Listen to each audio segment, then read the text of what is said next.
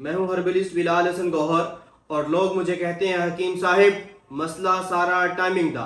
लेकिन हम अलशिफा देसी दवाखाना की जानिब से आपकी खिदमत में एक ऐसा ज़बरदस्त कोर्स लाए हैं कि जिसके इस्तेमाल से ना रहेगा मसला टाइमिंग का और ना ही इंतशार का, बल्कि ये एक ऐसा लाजवाब कोर्स है जिसके अंदर ये माजून है।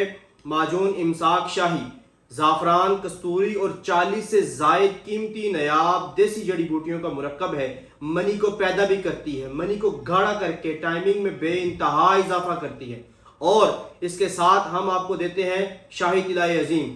ये क्या करता है? ये नफ्स के जुमला अमराज, नफ्स का ढीलापन, टेढ़ापन, पतलापन, नफ्स का सुकड़ाव और नफ्स की लंबाई मोटाई में भी मुफीद है।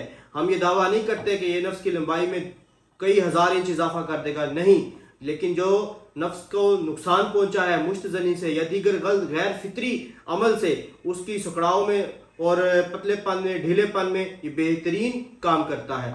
ये कोर्स आप अपने एड्रेस में पूरे पाकिस्तान में मंगवा सकते हैं।